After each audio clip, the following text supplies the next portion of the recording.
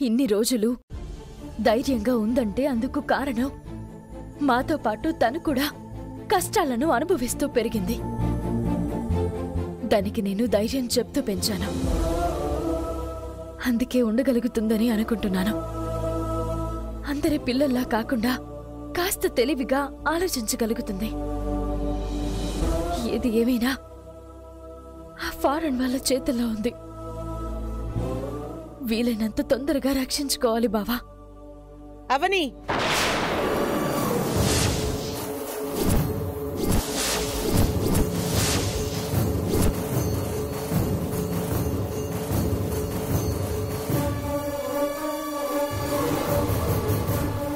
చెన్నై నుంచి వచ్చి ఎంతసేపు అయింది శ్రీకర్? 10 minutes అమ్మా. వస్తున్నట్టు చెప్పలేదే? మీటింగ్స్ అయిపోయాయని సడన్ గా వచ్చేసాను. వీలైనంత త్వరగా రక్షించుకోవాలి అని మాట్లాడుతున్నారు. సౌమ్య గురించేనా? అవునత్తయ్య. సౌమ్యని రక్షించుకోవడానికి ఏదైనా మార్గం దొరికితే బావుండని నేను ఆయన కూడా అనుకుంటున్నా. సరే, ఉదయం మాట్లాడుకుందాం. ప్రయాణం చేసి వచ్చావు కదా, వెళ్ళి రెస్ట్ తీసుకో. సరే అమ్మా, రావని.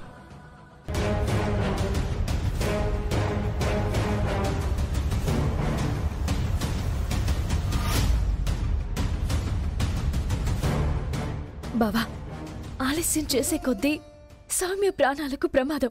తొందరగా ఒక నిర్ణయం తీసుకోవాలి. అన్నపూర్ణాదేవి మనకి పెట్టిన పరీక్షది. ధైర్యంగా ఎదుర్కొందాం. నా దగ్గర ఒక ఆలోచన ఉంది, చెప్పమంటావా? చెప్పు. చెప్పాక నీకు కోపం రావచ్చు. సౌమ్యని కాపాడుకోవడం కోసం చేసే పనిలో కోపం ఎందుకు వస్తుంది? చెప్పు. చెప్పాక నాకు అండగా తోడుగా ఉంటావని అనుకుంటున్నాను. ఏ విషయంలో లేను చెప్పు. ప్రతి విషయంలోనూ ఉన్నాను కదా. మొహమాటం లేకుండా నిర్భయంగా చెప్పు. సౌమ్యను కాపాడుకోవడానికున్నది ఒక్కటే దారి బావా. అదేంటంటే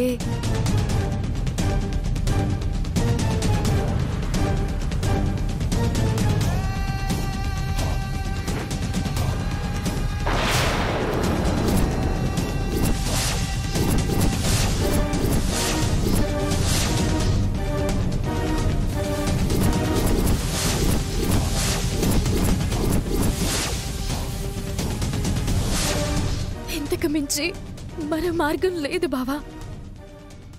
ఏమంటావు బావా?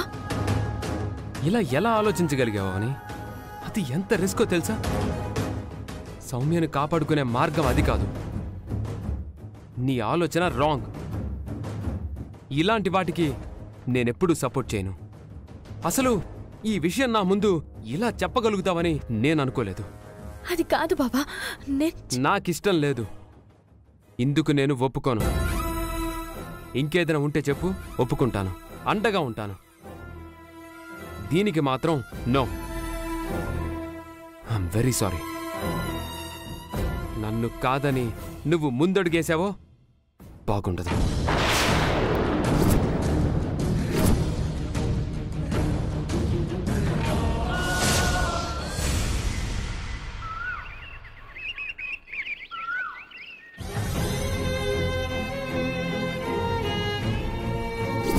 కిడ్నాప్ చేసిన వాళ్ళ డిమాండ్ని తీర్చకపోతే మాత్రం సౌమ్య ప్రమాదంలో పడిపోతుందక్క. వాళ్ళు డబ్బులు అడుగుంటే ఇంట్లో గాని నీతో గాని చెప్పుండేదాన్ని. పోయి పోయి అమ్మవారి విగ్రహాన్ని అడుగుతున్నారు. అవని చెప్పిందాన్ని బట్టి చూస్తే అవని మన పాపని మన దగ్గరికి తీసుకొచ్చేలా కనిపించట్లేదు. పాపం, తను కూడా ఇబ్బందికరమైన పరిస్థితుల్లో పడిపోయింది కదా. తోడబుట్టిన చెల్లి ప్రమాదంలో ఉంది. మరోవైపు కడుపును పుట్టిన బిడ్డ ఆపదలో ఉంది. అసలేం చేయాలో నాకు అర్థం కావడం లేదు.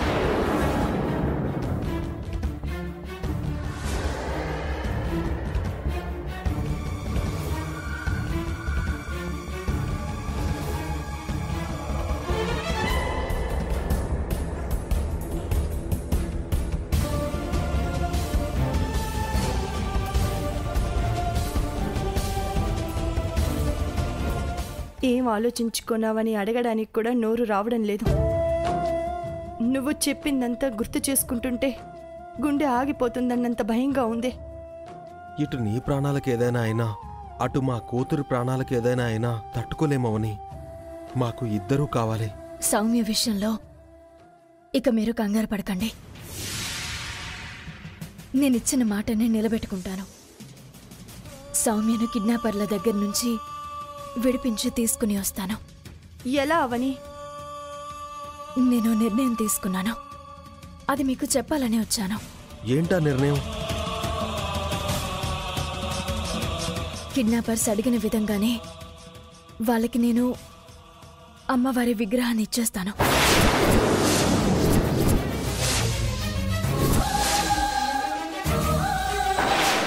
ఎన్ని రకాలుగా ఆలోచించినా అంతకు మించి నాకు వేరే దారి కనిపించడం లేదు.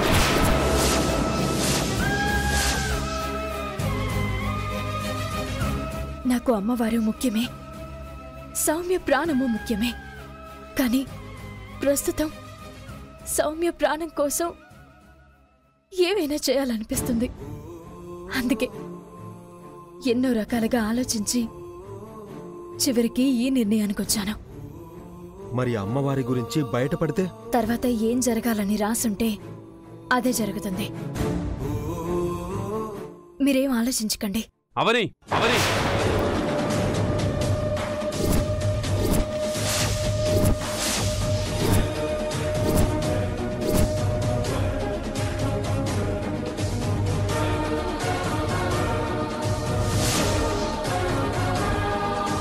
ఈ సమయంలో నువ్విక్కడే ఉంటావని తెలిసే వచ్చాను.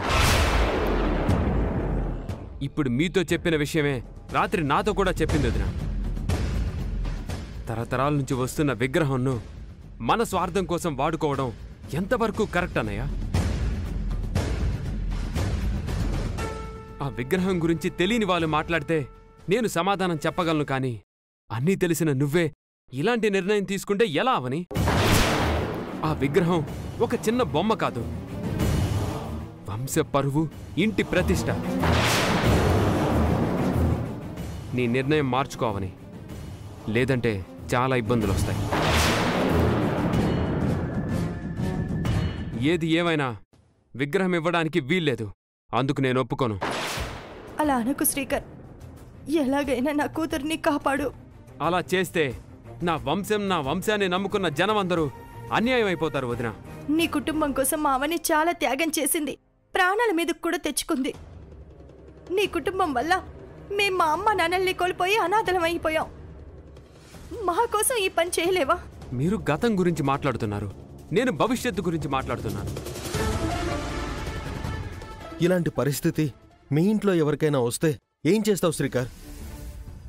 అవన్నీ నిర్ణయం కాదనకు ప్లీజ్. అర్థం చేసుకోండి అన్నయ్య.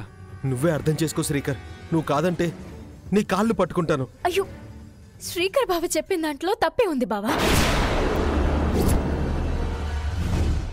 బావ చెప్పింది కూడా నిజమే కదా. రెండు మాటలు మాట్లాడతావేంటవని? మీరు అనవసరంగా కంగారు పడకండి. విగ్రహంను ఫారెన్ వాళ్లకు ఇస్తాను అని నేను చెప్పిన విషయం ఇంకా పూర్తి కాలేదు. ఈలోపు మీరేదేదో ఊహించుకుంటున్నారు. నేను ఆ ఫారినర్స్కి ఇద్దాం అనుకుంటున్నది నిజమైన అమ్మవారి విగ్రహం కాదు, మహిమలు కలిగిన విగ్రహం కాదు. మన కుటుంబం అక్కడ పదోళ్ళలో కొలిచే విగ్రహం కాదు. అలాంటిదే మరో విగ్రహంను ఇద్దామని అనుకుంటున్నాను. అసలైన విగ్రహంను నేనెలా ఇస్తాను? నా ప్రాణమైనా ఇస్తాను గాని అంత పని చేస్తానా? డూప్లికేట్ ఇస్తానంటున్నావు, ఏదైనా రిస్క్ ఉంటుందో ఏమో. అలాంటిది ఏమీ ఉండదు. అలాంటి వెధవలకు బుద్ధి చెప్పాలి అంటే డూప్లికేట్ విగ్రహమే ఇచ్చి సౌమ్యను కాపాడుకోవాలి. మీరందరూ ధైర్యంగా ఉండండి. అంతా అమ్మవారి మీదే భారం వేశాను. ఇక ఆమె దయ నా ప్రాప్తం. ఈలోపు సౌమ్య ఎక్కడుందో తెలుసుకునే ప్రయత్నం చేద్దాం. మన అదృష్టం కొద్దీ దొరికేసిందంటే వాళ్ళకి డూప్లికేట్ విగ్రహం కూడా ఇవ్వాల్సిన అవసరం లేదు. పోలీసుల నుంచి మనకి సరైన ఇన్ఫర్మేషన్ దొరకలేదు. మరి సౌమ్య గురించి ఎలా ప్రయత్నించగలం? ఏదైనా అట్లీస్ట్ ఒక చిన్న క్లూ దొరికినా బాగుండేది. అక్క, నీకెవరో ఒక ఆమె ఫోన్ చేసి మాట్లాడిందన్నావు కదా, ఆ నెంబర్ ఉందా? ఉంది. ఏది ఇవ్వు.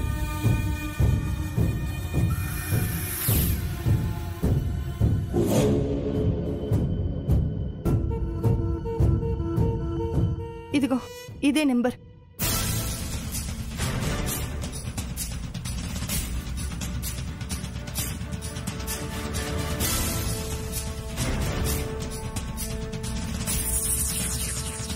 బావా, ఈ నెంబరు ఎవరిది? ఈ కాల్ ఏ ఏరియా నుంచి వచ్చింది? ఏ అడ్రస్లో ఉన్నారు? లాంటి విషయాలను తెలుసుకుందాం బావా. నా ఫ్రెండ్ ఒకడు నెట్వర్క్ కంపెనీలో వర్క్ చేస్తున్నాడు. తన హెల్ప్ తీసుకుందాం. అప్పుడు ఈ నెంబర్ వాడుతుందెవరో మనకి తెలిసిపోతుంది. మేము ఆ పనిలో ఉంటాం. బయలుదేరుతాం అక్క. సరే, వస్తావునే. పద బావా. బావా వస్తాం.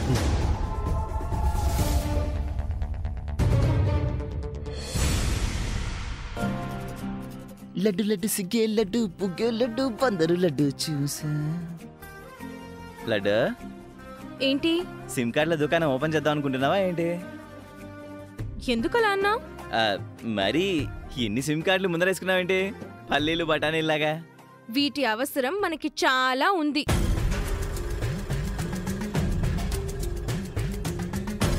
నాకు తెలియకుండా నువ్వు ఎన్ని కార్డులు మెయింటైన్ చేస్తున్నావా? ఏదో క్రెడిట్ కార్డులు మెయింటైన్ చేస్తున్నట్టు. తప్పదు కృష్ణ. బంగారం, నీ గురించి బయటపడితే నేను ఇబ్బందుల్లో పడతాను. నీతో సావాసం పెద్ద పెద్ద సాహసాలు చేస్తున్నట్టు అనిపిస్తోంది. చివరికి నేను ఏమైపోతానో ఏంటో. నేను నీలో సగభాగం అంటావు, నా సంకల్పంలో నీది సగం అంటావు. మరి ఇలా మాట్లాడతావేంటి? మన రిస్కులు హద్దులు దాటుతున్నాయేమోనని అప్పుడప్పుడు అనిపిస్తూ ఉంటుంది. जिंदगी में कभी कभी रिस्क तो करना पड़ेगा डार्लिंग. मैं हूं ना, तू चिंता मत कर.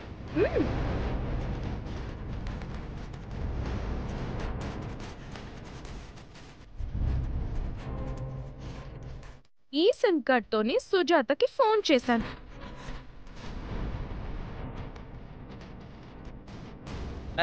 సుజాతకు మళ్ళీ చేస్తావా ఏంటి?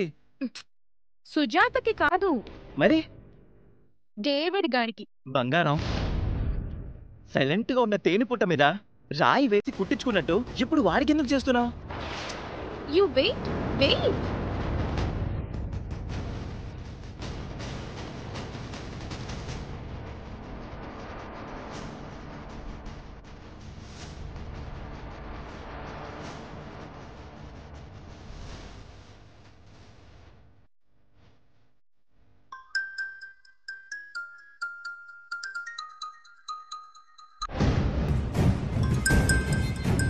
Tell me, Niharika, any good news?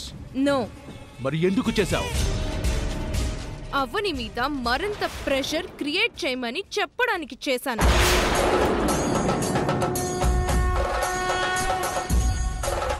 మీరు మాటి మాటికి కాల్ చేస్తుంటేనే అవని మరింత తొందరగా డిసిషన్ తీసుకునే అవకాశం ఉంటుంది.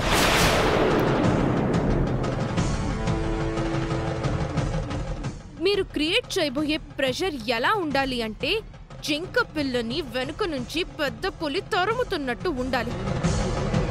అప్పుడే అవని వెన్నులో వణుకు అలా కంటిన్యూగా ఉంటుంది. అక్కకు ఫోన్ చేసిన ఆ అన్నోన్ లేడీ ఎవరై ఉంటారో ఇందాకటి నుంచి ఆలోచిస్తున్నాను. అసలు గెస్ట్ చేయలేకపోతున్నాను.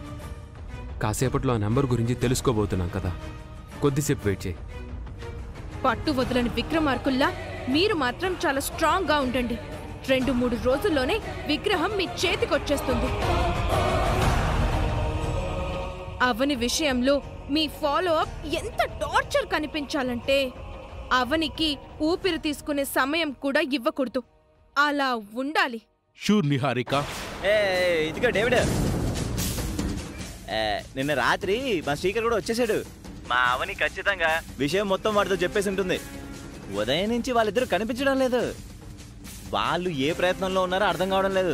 కాబట్టి వీలైనంత తొందరగా మన పని అయిపోవాలి. మీరు దుకాణం సర్దుకొని మీ దేశం వెళ్ళిపోవాలి. ఇప్పటి నుంచో నేను దాని గురించే ఎదురు చూస్తున్నాను కదా కృష్ణ. చేపని పట్టాలంటే గాలానికి ఎర పెట్టాలి. అందుకే విగ్రహం కోసం సౌమ్యని ఎరగా పెట్టాను. సౌమ్యను అడ్డం పెట్టుకుంటేనే మన పని తొందరగా అవుతుంది. పొరపాటున సౌమ్య అనే ఎర గాలం నుంచి తప్పించుకుందంటే గనక సమస్య మళ్ళీ మొదటికే వస్తుంది. Be careful David. Sure Niharika, మా పనిలో మేముంటాం, మీ ప్రయత్నంలో మీరుండండి. మనకి సౌమ్య మాత్రం చాలా చాలా ఇంపార్టెంట్. అప్పుడే విగ్రహం వర్కౌట్ అవుతుంది. ఇక ఉంటాను. అవును బంగారం, నువ్వు ఈ విధంగా అలర్ట్ చేయడమే మంచిది. పద కిందకి వెళ్ళి కాఫీ తాగుదాం.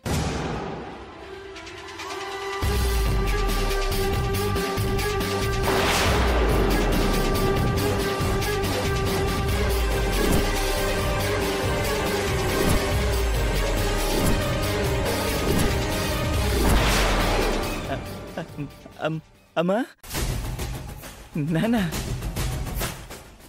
ఏంటి అలా చూస్తున్నారు? ఏంటి అక్కడే నిలబడిపోయారు? మొత్తం వినేసినట్టున్నారు. అదే అనిపిస్తుంది. సముద్రం అంతా ఇది తీరానికి వచ్చి చచ్చిపోయినట్టు అయింది మన పరిస్థితి.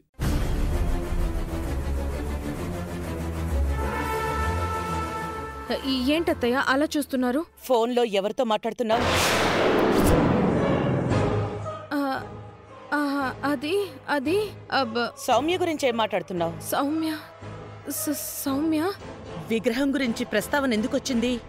అమ్మయ్యా, అయితే వీళ్ళు విషయం పూర్తిగా వినలేదన్నమాట. ఇంట్లో ఎవరో కనిపించడం లేదంట అని మీ దగ్గరికి వస్తే ఆ మాటలు వినిపించాయి. ఎవరితో మాట్లాడుతున్నారో చెప్పండి. అది ఏం లేదు మామయ్య గారు. అమ్మవారు తరలిపోతుందని ఆ జంగమదేవరు చెప్పిన విషయం గురించి, అలాగే సౌమ్య విషయం గురించి కూడా బాగా దగ్గర ఫ్రెండ్స్ కి చెప్పుకొని బాధపడుతున్నాను. అలాగే సౌమ్య ఫోటోని ఫ్రెండ్స్ అందరికీ పంపించి ఎక్కడైనా కనిపించినా లేదంటే ఏవైనా వివరాలు తెలిసినా వెంటనే చెప్పమని రిక్వెస్ట్ చేస్తున్నాను. బావా, కొంచెం తొందరగా పోనివ్వు. అక్క ఫోన్కొచ్చిన నెంబర్ ఎవరిదో ఎక్కడి నుంచి వచ్చిందో తెలుసుకోవాలని చాలా కంగారుగా ఉంది. 5 minutesలో రీచ్ అయిపోతాం. అవనికి నాకు, సుజాతకి నాకు ఎన్ని గొడవలైనా ఉండొచ్చు కానీ పాపం మధ్యలో చిన్న పిల్ల ఏం చేసింది? ఆ పిల్ల విషయంలో నన్ను ఎలా నిందిస్తారు? అందుకే నేనైనా నా ప్రయత్నం చేసి తొందరగా అందరి ముందుకి పాపని రప్పించగలిగితే నా మీద పడిన మచ్చ తొలగిపోతుంది కదా అత్తయ్య. అందుకే ఫ్రెండ్స్ అందరికీ కాల్ చేస్తున్నాను. అవునమ్మా, సౌమ్య విషయంలో నా భార్య మీద నింద పడిన దగ్గర నుంచి నా భార్య సరిగ్గా తినడం లేదు, నిద్రపోవడం లేదు. ఎలాగైనా తన మీద పడ్డ నిందని తొలగించుకోవాలని చాలా ఆరాటపడుతోంది పాపం. సౌమ్యకి ఎలాంటి ఆపద కలగకూడదని అమ్మవారికి మొక్కుకున్నాను. అలాగే అమ్మవారిని కూడా నువ్వు ఇంటి నుంచి ఎలా బయటికి పోతావు, నిన్ను నువ్వు కాపాడుకో అని చెప్పాను.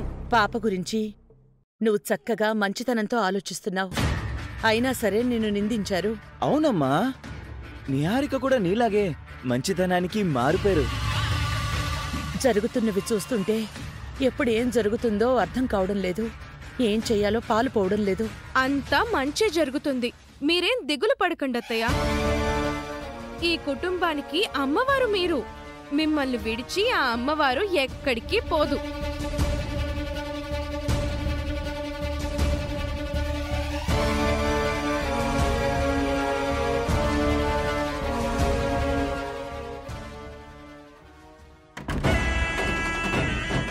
అమ్మా, త్రుటిలో తప్పిన ప్రమాదం అన్నట్టు కొంచెం ఇంచులో తప్పించుకున్నాం. నాకైతే మరణ పంచులు దాకా వెళ్ళొచ్చినట్టు అనిపించింది. ఇంకా నయం ఈ సిమ్ కార్డు చూడలేదు. చూసింటే ఆరాలు తీసుండేవాళ్ళు. వీటి గురించి కూడా ఏదో ఒకటి చెప్పి తప్పించుకునుండేవాళ్ళం. దొంగ కాల్స్ మాట్లాడుతున్న ప్రతిసారి సుజాతకు వాడుతున్న సిమ్ కార్డ్ని ఫోన్లో వేస్తున్నావు. ఎప్పుడో ఒకసారి దొరికిపోవు కదా. అప్పుడప్పుడు వాడుతున్నాను కాబట్టి దొరికే ఛాన్సే లేదు. ముందు సిమ్ కార్డ్ మార్చు, అలాగే ఈ దుకాణాన్ని కూడా దాచిపెట్టు.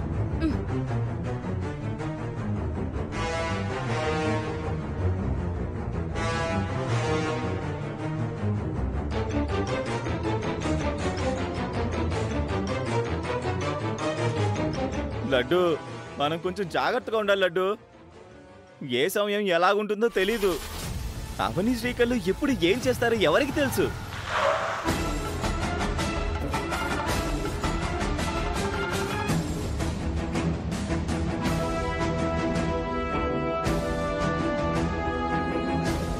నేను ఇందాక చెప్పిన నా ఫ్రెండ్ ఇక్కడే ఉంటాడు.